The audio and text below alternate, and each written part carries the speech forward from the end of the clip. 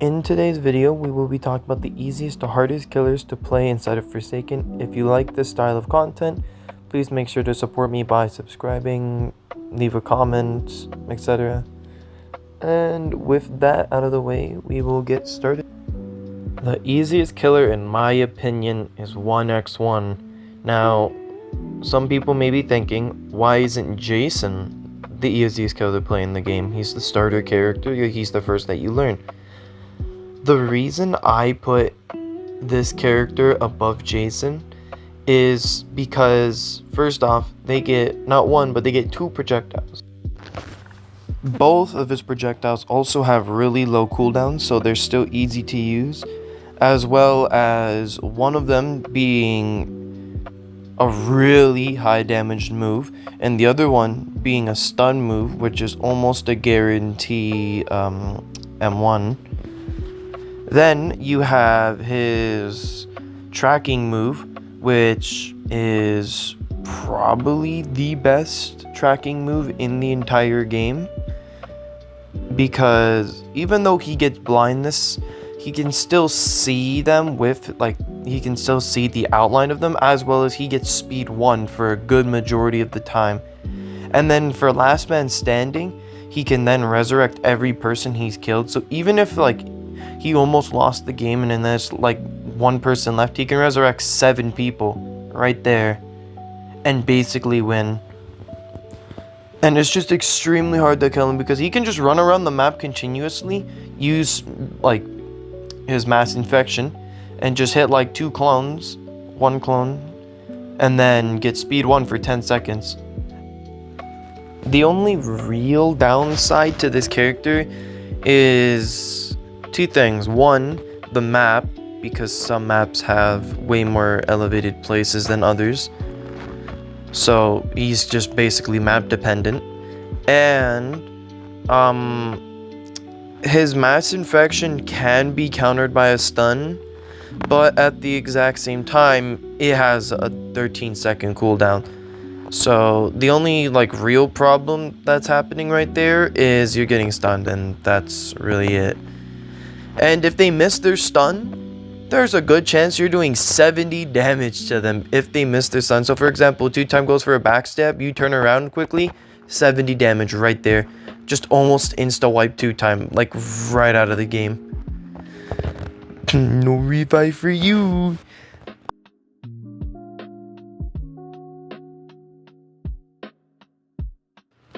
At number 4, we have Jason. Now, with Jason having 0 projectiles and being really close to, it's dependent that you're supposed to be really close to the survivors.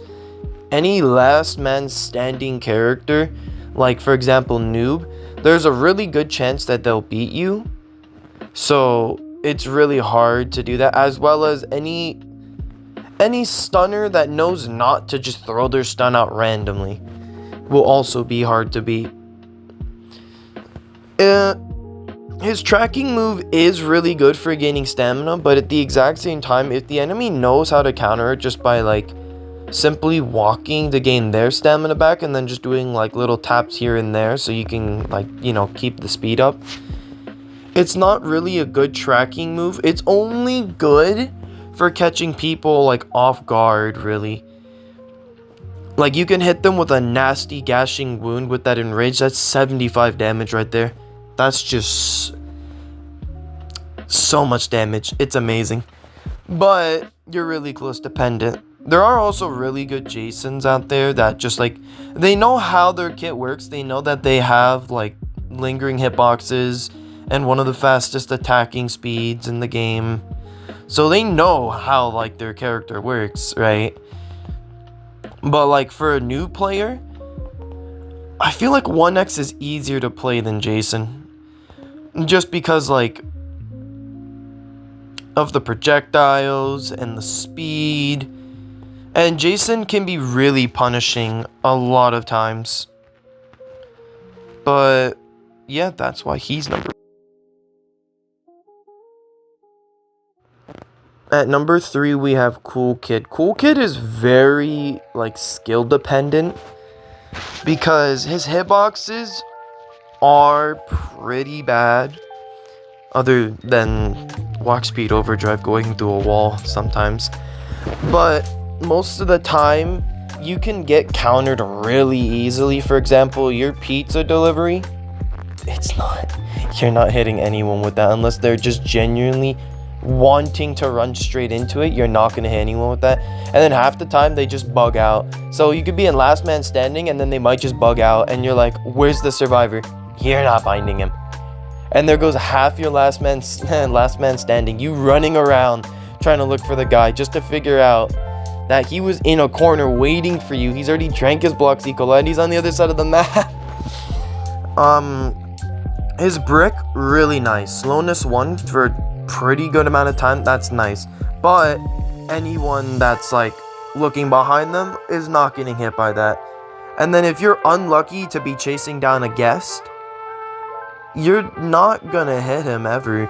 Because the moment you try and walk speed overdrive, he's just gonna do a 180 block and then punch you in the face. And then by the time your stun is gone, he's gone. So this character can be really punishing, but at the exact same time, if used right, oh, the combo you can do is crazy. Oh, if you know how to use this character, you can trap people better than John Doe can. Like I'm talking, you can get a full kill right there if you know how to use his abilities right. But this character is still really hard to like properly use, right? Because of his small hitboxes and like how predictable a lot of his moves are. But yeah, I do enjoy Cool Kid though, he's very fun. At number 2 is John Doe. Now, a lot of people are thinking probably, why isn't John Doe number 1? He's so easy to counter. That is true. That is really true. You try and put your spikes up, Shaleski's right there. You already know he's right there. He's waiting for you to use your spikes just so he can stab you right after your spikes are done and get the freest stun in your entire life. But this character does have a really big skill curve. But at the exact same time, if you use him right, it's gonna be a guaranteed kill. You can trap that survivor off, and it's not like he's gonna take 1 or 2 hits. You're full killing him. He's dead. There's nothing he can do if you play it right. You're full killing that survivor, and there's nothing he can do. No one can save him. It is just him and you in a box. But his abilities are still really hard to use. For example, his spike wall, as I've stated before, really easy to stun. Really easy to stun. The hits are nice. The speed one you get from it, it's nice. The arrow 404, probably one of your best abilities because you can block generators off, you can block paths off that like most survivors normally take. If anyone steps in it, they just killed the survivor that you're chasing because you're gonna get speed 1 for 10 seconds. There's no way that survivor can outrun you now. There's nothing he can do unless like, you know, you get stunned just as that happens. Other than that, there's nothing he can do. He's dead. But most of the time, you're not gonna hit that move, are you? You're not gonna hit it. And then his tracking move, it's good. I think it's honestly balanced just because if he like didn't get debuffed with the speed, it would be insanely overpowered, especially with the spikes. Like you could do a combo with that. And it is not fair. You can hit like all of your spikes just by having that move up. So the fact that you get slowness, it's fair. It's fair. Like that makes him pretty balanced. But yeah, this character is still really hard to play nowadays, especially with his traps. But if you can use it right, he's really. And of course, for number 1, we have Nully. When I was first playing this character, the skill curve for this character is absolutely insane. You need to know everything about his moves in order to make this character work. For example, like his star being able to you need to understand when to trigger the star in order to get that nice 15 damage, which now that I'm thinking about it isn't that much, and it's just a pull. I mean, yeah, there's also the pull combo. I haven't mastered that yet, but you know, the pull M1 It's a very nice combo. But like you gotta also be close for it, and then like there's a lot of things to it. And then his dash, his main catch-up move, really nice for catching up to people. Are you gonna hit it against stunners? No, not really. They're just gonna stab you, or Guess is gonna get a free block off, which is insane that Guess can get a free block off. But if you hit it twice, you get a really nice, what was it, 50 damage, I think? Which for a catch-up move is really good. And then on top of that, being able to teleport behind people with, you know, the generator thing, as well as like everyone on the map gets hallucination. It's really funny to catch people off guard. It really is. Like they could be like I think I was like fighting my friend one time. He went up to the castle that one map, and then he went cloaked as two-time, or no, sorry, not cloaked, crouched. And then there was, because there's a generator spawn up there, so I spawned on the generator, and he's just waiting for me on the stairs thinking I'm there. And then I just dash at him and pummel him into the ground. It was funny. It was really funny. And he like screamed when that happened. It's so funny too, because if you're playing with friends, they are screaming whenever they see you. Like, but the skill curve for this character is still really high. Like, it took me quite a while, like probably a couple of hours, just to get the hang of this character. Like, even John Doe, it only took me a couple of games to understand the character. Nully, nah, even now, like, you can still get beaten by, like, decent teams as a good Nully. Not even because the character's, like, maybe it's because the character's, but his hallucinations, they're pretty easy to avoid. Like, for example, like the generators, like you just gotta look at the top of them and see the face. And the pizza throws and stuff, you just gotta look if there's an Elliot nearby.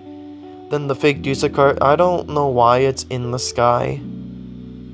That just tells me that Dusa card's not nearby, and that that's not his if it's pointed straight up into the sky.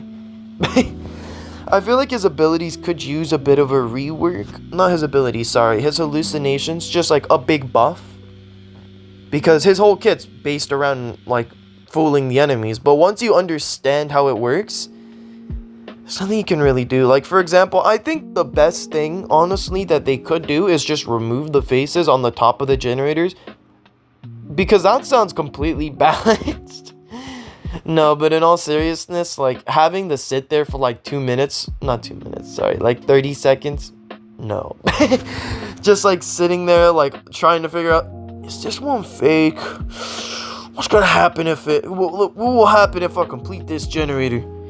No, but, overall, I think Nully is a little harder to play just because of the big, giant skill curve. But when you get, like, when you understand his abilities properly, he's good.